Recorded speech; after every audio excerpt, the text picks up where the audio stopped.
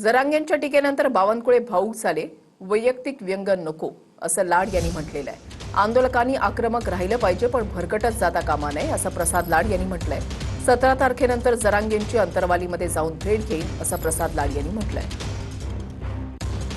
नाही, या बाबतीत मी एक माझी पण भूमिका घेतली होती, ज्यामध्ये मी स्पष्टपणे माझी भूमिका मांडली होती की मनोजदादांशी माझी सातत्याने संपर्क आहे. आंदोलनाचा त्यांचा जो विषय आहे त्या बाबतीत देखील माझी त्यांची चर्चा झाली. त्यांना ज्या 14 SOP माझ्या माध्यमातून विखे पाटलांच्या माध्यमातून आम्ही दिल्या होत्या, त्या 14 SOP पैकी जवळजवळ 10 ते 11 कामं पूर्णत्वाकडे गेली. दर आठवड्याला कॅबिनेटची बैठक संपल्यानंतर मराठा आरक्षण समितीची बैठक होते. त्यामध्ये मनोजदादांच्या केलेल्या मागण्या आणि मराठा समाजांच्या मागण्यांवरती सातत्याने चर्चा होते. डिव्हिजनल कमिशनर्स, कलेक्टर सातत्याने त्याबरोबर असतात.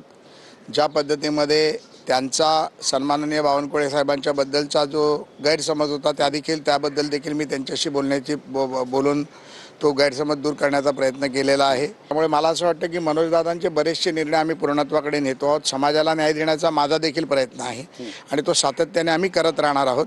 त्यामुळे दादा आता दौऱ्यावर आहेत.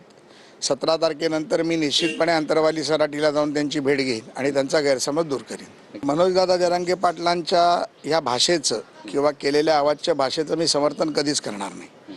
या बाबतीत देखील याच्या अगोदर माझा त्यांचा अनेकदा वाद देखील झाला आणि त्या वादानंतर आमची चर्चा झाली आणि नंतर मी त्यांना एकच गोष्ट सांगितली होती, कोणाबद्दल वैयक्तिक व्यंग टीका, कोणाच्या आया बहिणीवरनं टीका करणे योग्य नाही. जरांगे पाटील आक्रमक होता असं दिसतं चित्र. ते आक्रमक नेहमीच असतात आणि आंदोलनकर्त्याने आक्रमक राहायला पाहिजे, पण आक्रमकता ही त्याच्या विषयाला धरून राहिली पाहिजे. ती आक्रमकता कुठे भरकटत गेली नाही पाहिजे ही माझी विनंती त्यांना राहील. नक्की. धन्यवाद तुमची बातचीत केल्याबद्दल. कॅमेरा पर्सन योगेश गुरवसह गिरीश गायकवाड, TV9 मराठी, मुंबई.